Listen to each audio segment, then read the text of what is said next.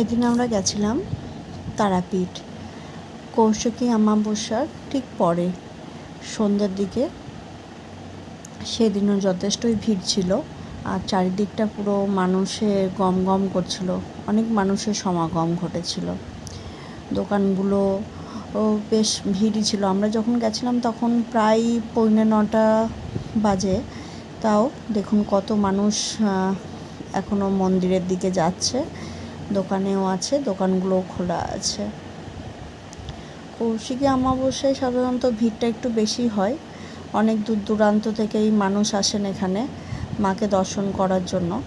আর এই যে দূরে লাইটটা দেখছেন, এটা মন্দিরের ওখান থেকেই আসে, যে মন্দিরের গর্ভগৃহের চূড়া এটি। এদিন খুবই ভিড় ছিল। আমরা গেছিলাম, কিন্তু মায়ের দর্শন বাইরে থেকেই করতে হয়েছিল, ভিতরে ঢুকতে পারিনি, কারণ পুজো দেওয়ার জন্য অনেকটাই লাইন পড়েছিল।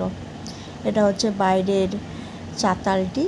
এখানেও প্রচুর মানুষ বসে আছে মাকে একবার দর্শন করার জন্য। অনেকেই বসে আছে এখানে। অন্য দিনের তুলনায় ভিড়টা বুঝতেই পারছেন যারা এসেছেন। এখান থেকে সকলে আমরা দেখার চেষ্টা করছিলাম মাকে। মায়ের মুকুটটি খুব ভালোভাবে দেখা যাচ্ছিল। মাঝে মধ্যে সামনের ভিড়টা সরে গেলে মন্দিরের, সেখান থেকে দেখা যাচ্ছিল মাকে। তো আমরা ওই একটুই এক ঝলক মায়ের দর্শন করে বেরিয়ে এসেছি, আর তারপর চলে এসেছিলাম ভিড়টা দেখার পরে, যে সামনে লাইন দিয়ে উপরে দাঁড়িয়ে আছে সবাই মাকে পুজো দেওয়ার জন্য।